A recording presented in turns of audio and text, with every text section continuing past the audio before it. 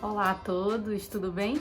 Eu me chamo Luma Santos, sou instrutora de Mindful Eating, certificada pelo Centro Americano e membro do Centro Brasileiro.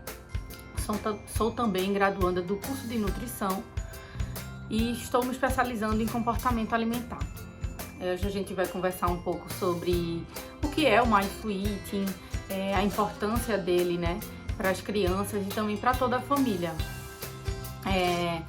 Então, vou começar explicando para vocês, né, o que seria o Mindful Eating. O Mindful Eating tem uma tradução literal de comer consciente ou comer com atenção plena. Mas o que de fato significa, né, comer com atenção plena? Seria a gente comer conectados com nossos sinais internos, com nossos sinais de fome, com nossos sinais de saciedade e explorando tudo que a comida tem para nos oferecer, né? Que a gente use todos os sentidos para explorar a comida. É muito importante que a introdução alimentar ela seja feita da maneira correta, da melhor maneira possível. Existem vários formatos de a gente fazer essa introdução alimentar. Hoje o método mais discutido, né, seria o BLW. E eu não vou entrar no detalhe desse método, mas digamos que a gente comece a pensar em como oferecer esse alimento para a criança. Então, oferecer esse alimento de uma forma integral, né? Integral a gente diz assim, ele inteiro ou em pedaços, né? Que a gente consiga, para a criança consiga explorar esse alimento, que ela consiga pegar, que ela consiga levar até o nariz, mesmo que ela nesse momento ainda não ingira esse alimento, não vai ingerir esse alimento, né? Então, muitas vezes a criança ela tá ali para explorar, é um momento de exploração. E tudo isso, essa exploração tátil, do olfato, do paladar e muitas vezes até da audição com relação à comida, porque pode parecer estranho, mas muitas vezes a gente consegue escutar, né, o alimento. Isso tem total relação com o desenvolvimento motor da criança, com a habilidade dela futura de comunicação também, de mastigação, em como isso vai fazer diferença também na digestão desse alimento, inclusive na maior conexões neurais, né? Então, quanto mais a criança ela consegue explorar esse alimento, a gente tem um desenvolvimento cognitivo maior. Então, essa criança no futuro, ela provavelmente vai ser uma criança mais habilidosa em vários aspectos, porque a gente tem um número maior de sinapses neurais quando a gente tem essa exploração de todos os sentidos com relação à alimentação, né? E isso é o Mindful Eating, essa exploração. E as crianças, elas são comedoras intuitivas naturalmente, né? A gente tem um estudo que mostra que crianças até 5 anos, no geral, elas estão muito conectadas com isso. E como elas perdem isso? Elas vão perdendo ao longo da vida, né?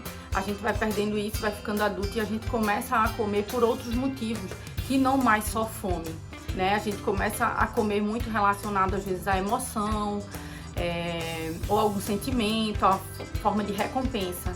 E como é que a gente pode reforçar isso na criança para ela continue sendo uma comedora intuitiva?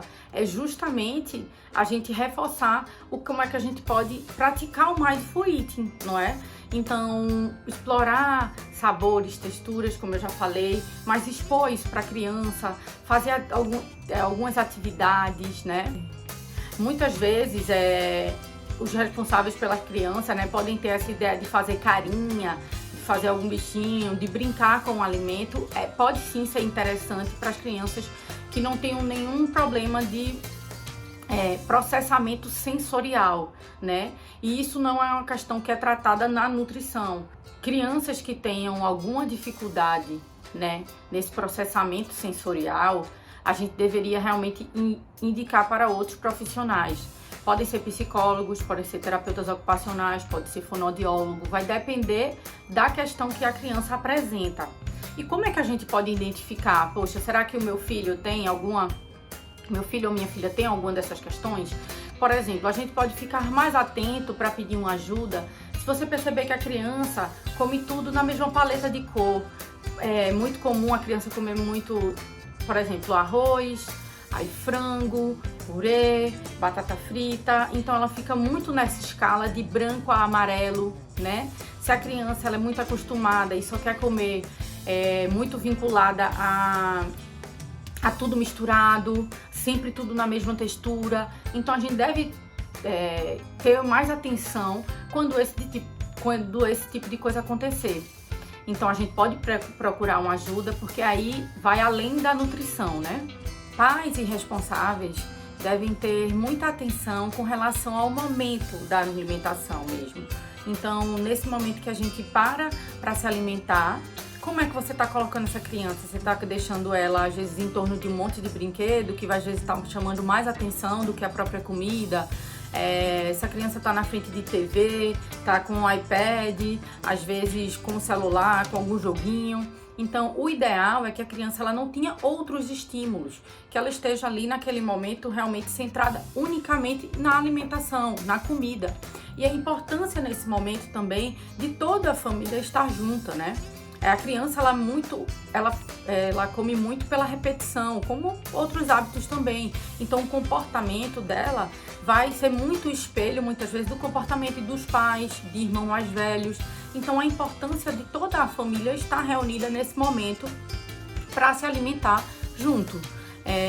E aí a gente vai ter sempre essa disposição. A ideia é que essa comida nunca esteja misturada, nunca esteja toda mexida, que realmente a gente consiga colocar cores diferentes no prato, que coloque por porção. Então, se você tem brócolis, cenoura, arroz, coloque uma porção de cada coisa separada, para que a criança ela saiba exatamente o que é que ela está comendo, mesmo que inicialmente ela não saiba o nome, que é importante a gente trabalhar também o nome, perguntar se ela gosta, se ela não gosta.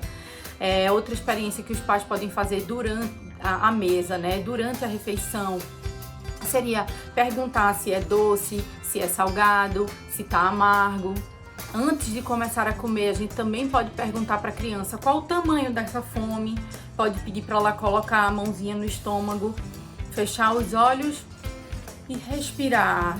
E então ela dizer qual o tamanho dessa fome, é uma fome de leão, é uma fome de gatinho, é uma fome de borboleta, para que ela comece a se conectar com esses sinais do estômago, para ela perceber que a fome dela pode ser sentida no estômago, né?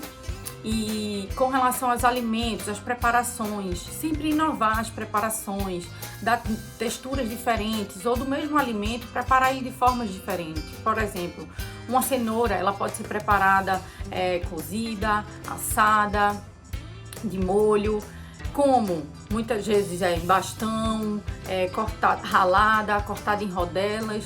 Tudo isso vai fazer com que a criança comece a explorar o alimento e perceber que existem várias formas dela comer esse alimento. Isso vai aumentar também o leque de oportunidades, né, de cardápio que ela vai ter. Até para que seja mais fácil para os pais, né, quando levarem a criança para algum local estranho que não seja da casa, ela consiga também ter essa alimentação mais variada. E quanto mais a gente tem uma alimentação mais variada, a gente tem também mais nutrientes disponíveis. Ainda com relação a esse estímulo visual, né, seja da televisão, seja de outro dispositivo móvel, a gente vai ter a total desconexão da criança com o alimento, seja para que ela coma mais, caso ela não esteja conectada com a alimentação, seja também por não ter interesse, porque tem uma coisa que está ali diante dela que é mais interessante do que a comida, né? E hoje a gente tem um número cada vez maior de obesidade crescente no mundo inteiro. Então, mais de metade da população mundial hoje está no sobrepeso ou na obesidade. E esse é um dos fatores, a falta de atenção ao momento de se alimentar.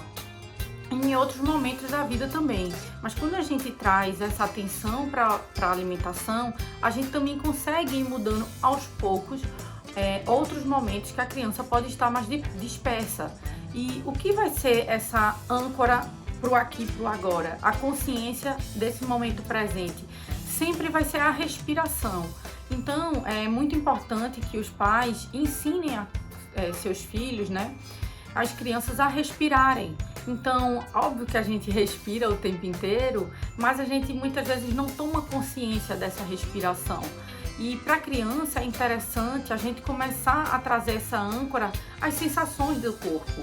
Então a gente pode pedir para a criança, por exemplo, que coloque a mão no coração, que ela respire e que ela perceba o coraçãozinho batendo. Pergunte a ela se o coração está batendo mais rápido, mais devagar, que ela continue respirando e notando como é o bater desse coração. Isso são exercícios que a gente pode fazer no dia a dia, que pode trazer mais consciência para o momento presente, né? Para que essa criança esteja mais atenta ao que está acontecendo no momento que está acontecendo. Isso vai trazer também mais presença na hora da refeição.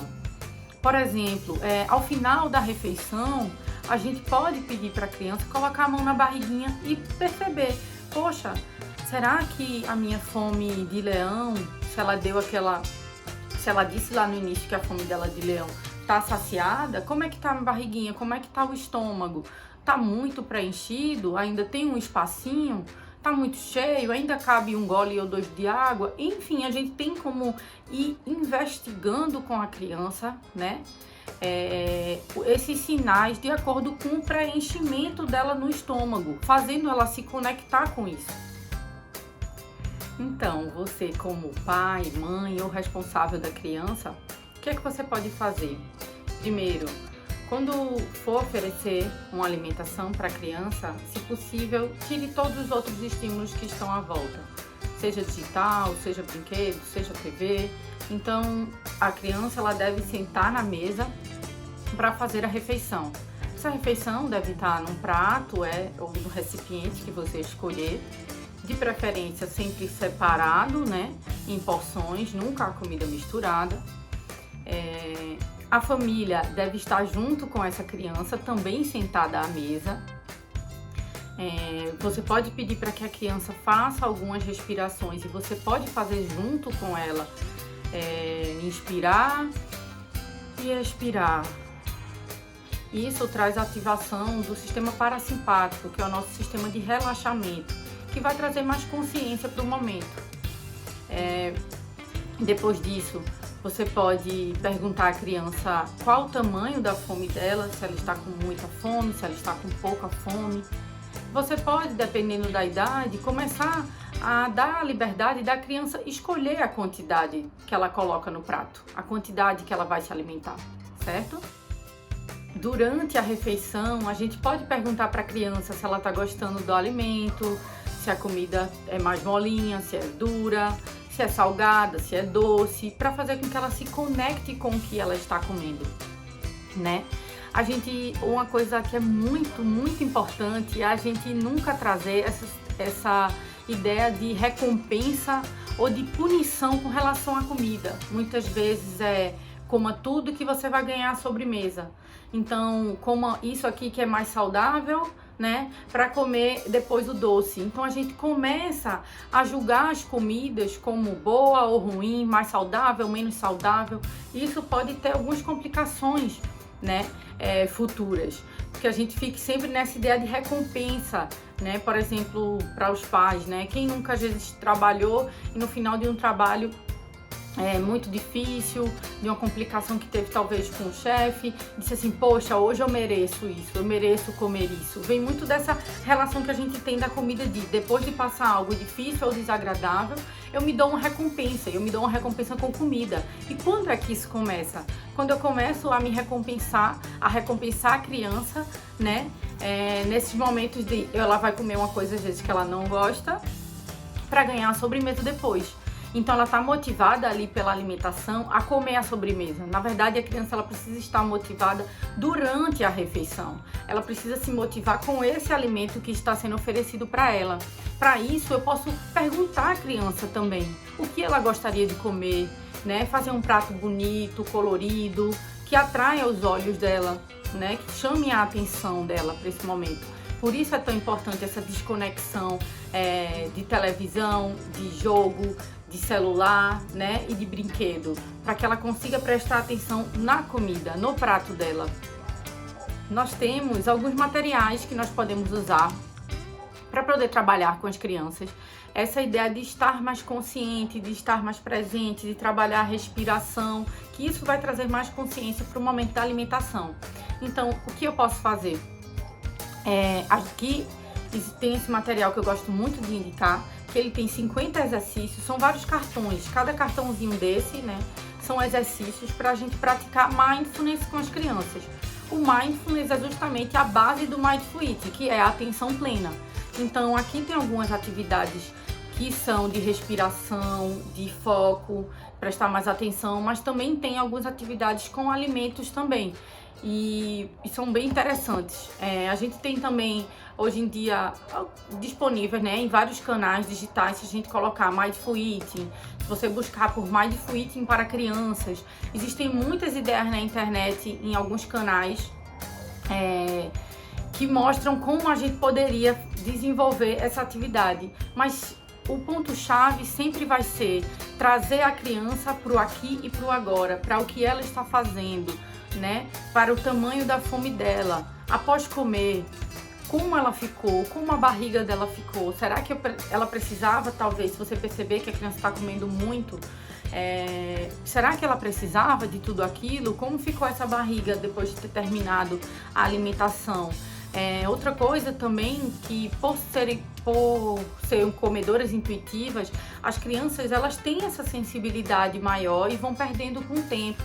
Mas a gente pode, muitas vezes elas perdem essa conexão até pelo estímulo dos pais, porque se a gente pensar que o nosso estômago ele tem aproximadamente o tamanho do nosso punho fechado, imagine o tamanho do estômago de uma criança. Então, muitas vezes os pais estimulam muito a criança a comer, ou diz que ela não está comendo nada, ou muitas vezes pega a colher, dá na boca.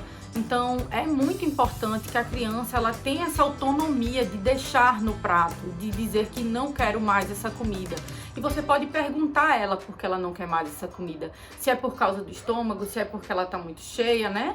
Ou se é porque ela não gostou. A criança, no geral, ela tem essa sensibilidade de parar de comer quando ela já está cheia. E muitas vezes os pais ou responsáveis continuam obrigando a criança a comer, criando uma experiência que não é legal com a comida, né? Que isso pode trazer alguns transtornos, inclusive, quando adultos, né? Tanto dessa questão de recompensa com a comida, tanto dessa questão de proibição, de culpa ao comer, né? Muitas vezes, se você comeu demais. Então, tudo isso são relações e questões que vêm desde que você é criança e aí que podem se manifestar quando adultos e muitas vezes em forma de transtorno alimentar. Então, muitas vezes um transtorno alimentar que a gente descobre quando adulto, uma compulsão alimentar, uma anorexia, uma bulimia, vem de comportamentos disfuncionais de quando essa criança, né, ainda tinha essa influência total dos pais.